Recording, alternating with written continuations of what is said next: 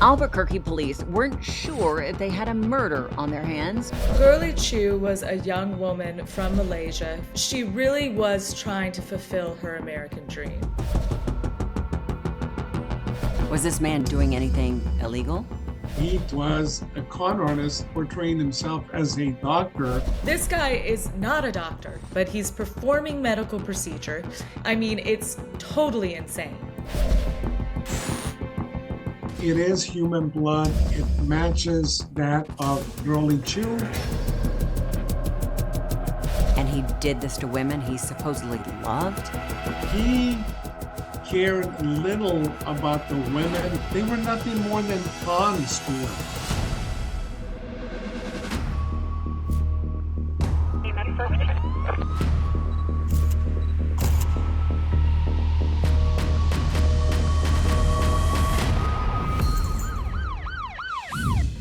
Hi, I'm Nancy O'Dell.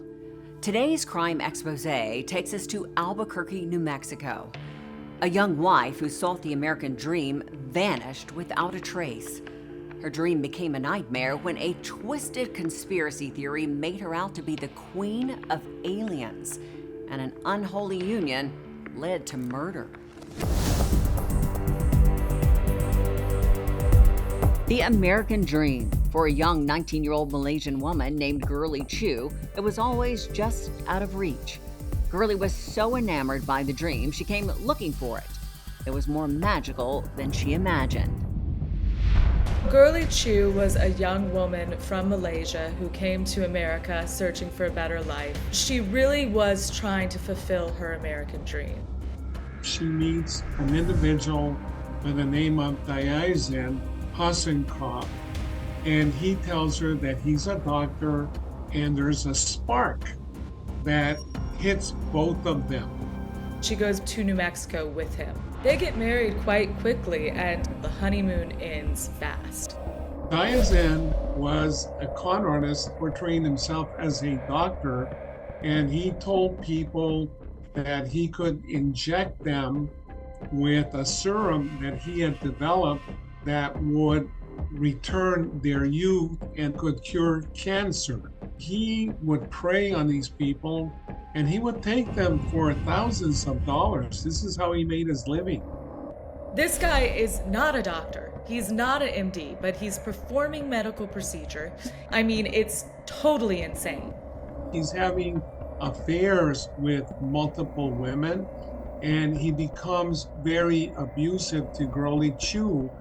And she finds out that he's a fraud.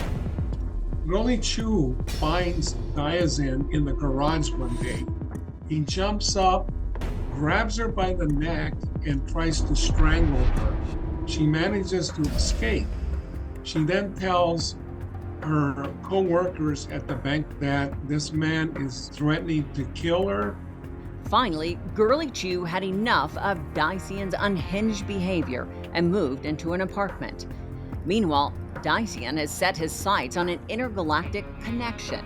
He needed a mate who shared in his dark vision of the universe of an alien threat. Dazen is at a UFO event and he meets a woman named Linda Henning. She was very involved in beliefs of the occult and spirituality and UFOs. Linda becomes totally enamored with Dazen very quickly, and the bedrock of their relationship is this belief in these evil reptilians.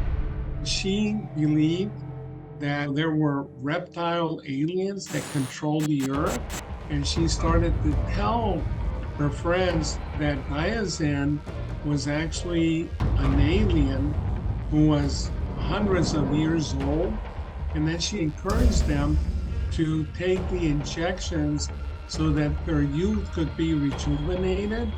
So she fell totally under the spell of Dazen, and she became a die-hard UFO conspiracy theorist. They believed these aliens were evil creatures whom Dazen and Linda believed were taking over the human race. In record time, Dazen convinced Linda that they were cosmic soulmates, and the two lovers formed a twisted bond. Dazen starts to control Henning's life, and he separates her very quickly from her friend, especially the ones that tell her that they have doubts about Dazen. So she starts to also isolate herself from anybody that speaks badly of Dazen. So how was he able to control his girlfriend Linda, who was so successful and beautiful and had her own life? Dazen was very compelling. Henning was just a viable piece of clay for him. While preaching the gospel of the reptilians, Dazen neglected to tell Linda he had a wife, but he hadn't forgotten. One day, Girly, who is always on time or early to work, she was a very diligent worker, she doesn't show up to the bank. And all of her friends at work are immediately scared because they know about what's been going on with Dazen. So they become very concerned, and they call the Albuquerque Police Department. Police go to Girly's apartment, and when they walk in, they are completely alarmed by what they see. There's a very strong odor of bleach in the apartment, and there's no Girly to be found. And then they quickly realize that there's been a huge amount of blood that someone has attempted to clean up. So they spray luminol, and then they see all of this blood, and alarm bells go ringing. They do swabs of the wet spots. They send them to the laboratory, and very quickly they determine that it is human blood. It matches that of Girly Chu. So quickly the police start to look for Dazen, and they find amongst his things Linda Henning's name. And so they also start looking for her. A few days after Girly Chew's troubling disappearance, there was a development in the case. A highway department employee in Magdalena, New Mexico, which is about 100 miles away from Albuquerque, and he saw what he thought was a blanket very close to the highway. It's a large tarp, and he finds blood on this tarp, and next to the tarp he finds clothing also that were covered in blood. And also they find masking tape that was clearly looked like handcuffs. On the duct tape, he found what looked like female hair. So he gathered these materials up and took him to the police. The hair strands matched that of Girly Chu. The blood on the tarp and the clothing also matched Girly Chu's. Albuquerque police weren't sure if they had a murder on their hands, but it looked very bad for Girly Chu. Her husband, Dazen, had done a disappearing act, and Linda, his new girlfriend, wasn't talking. She met him at a UFO conference, and also that she didn't know Girly Chu.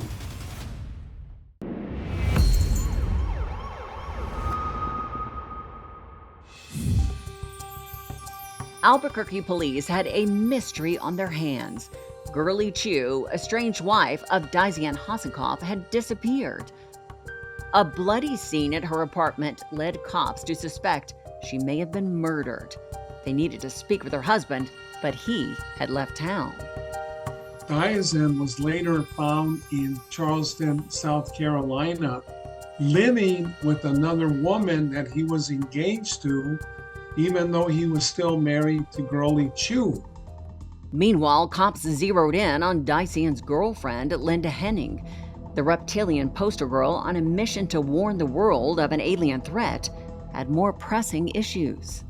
After Dazen was taken into custody, they went to Linda Henning, questioned her, and she stated that she barely knew Dazen, that she met him at a UFO conference, and also that she didn't know Girly Chu. But investigators were able to determine that she banked at the Bank of America branch where Girly Chu worked, and at least on one occasion, Girly Chu was the teller that she dealt with. They search Linda Henning's place, and in the garage they find something very peculiar. They find a samurai sword. The blade of the sword had blood on it. On the handle, there was some additional blood, and it appeared to match the blood of Dazen. They also found a shotgun and a Beretta 22 caliber handgun at Henning's residence. So they obtain a DNA sample from Linda, and they discover that not only is Girly's blood all over the apartment, Linda's blood is there as well, as a lot of cat hairs because Linda had multiple cats. So we know now that something was going on with Linda and Girly. Circumstantial evidence was mounting that Linda Henning was responsible for the murder of Girly Chew, and police suspected that the victim's husband may have orchestrated the plot. And it appeared that Dazen had been playing both ends against the middle all along. Dazen knew that the focus is always on the husband. So he took it upon himself, even though he was having an affair with Linda Henning, to plant evidence at Girly Chew's apartment that would frame Linda Henning. So he cared little about the women that he was involved in. They were nothing more than pawns to him.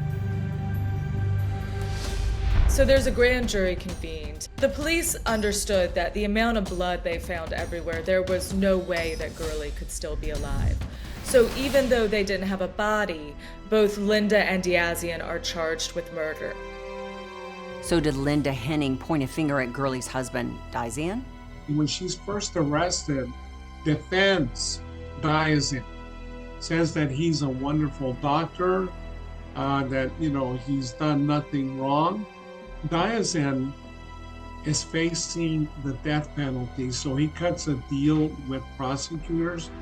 Dazen, this guy who thought he was such a genius, so much smarter than everyone else, he's dead to rights. And so he pleads guilty to murder. And he agrees to not only testify against Linda at her trial, but also to lead investigators to Girly's body so she can be sent back to her family. Linda Henning starts to realize that, she's not going to be the alien queen that he promised her. She's not going to be given extra powers. So she knows that she could be the one facing the death penalty. She starts to panic, and she tells people Dazen conned her into participating in Girly Chew's murder. Dazen Hassenkopf, the eccentric salesman of alien conspiracies, was about to reveal his dark heart in court.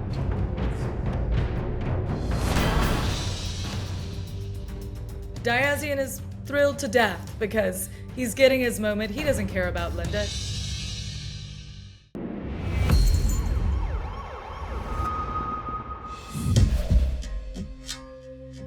The murder of Girly Chew had taken an unexpected turn.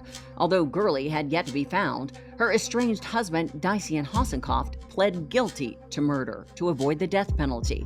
As part of his deal with prosecutors, he promised to tell police where his wife's body was, but first, he had agreed to testify at Linda Henning's murder trial. And police say Dazen had been rehearsing this performance his entire life. Dazen comes into the courtroom and he is kind of doing this full Charles Manson madman. He's glaring at the families, he's glaring at Linda, and he clearly loves this attention. This is his moment to be on stage and be important. Did he appear to show any remorse or shame for his part in this murder?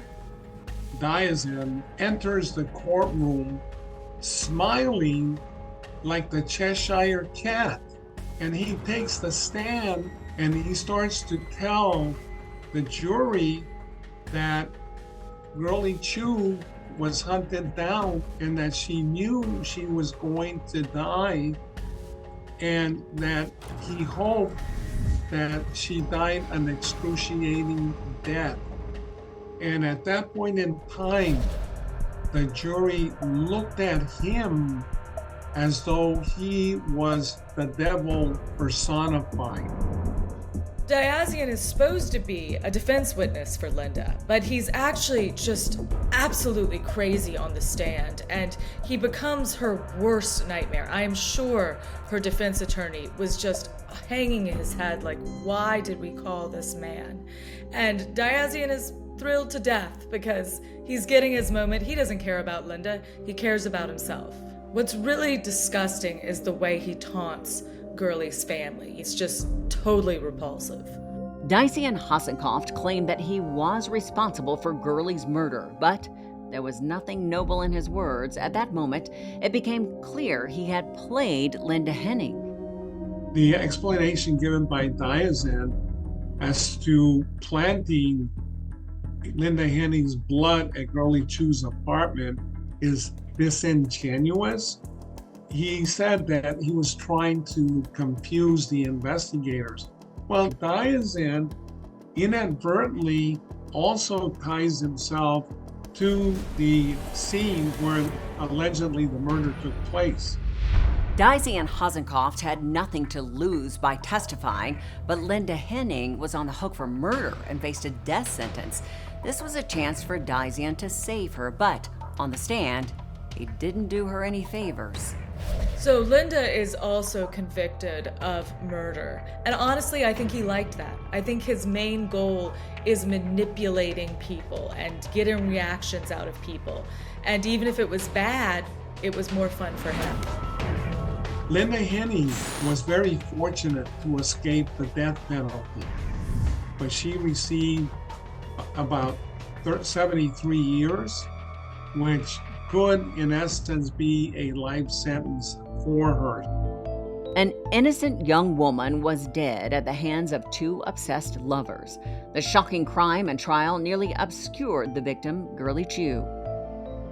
This is such a tragic story. Girly Chu had her life ripped from her, all because of this stupid fantasy world that Dazen had created and that Linda believed in.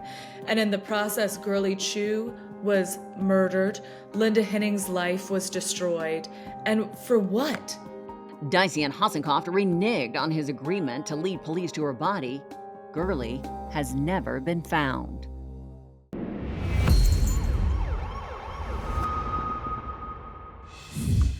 The murder of Girly Chew was one of the strangest murder cases Albuquerque had ever seen. It was as senseless as it was cruel.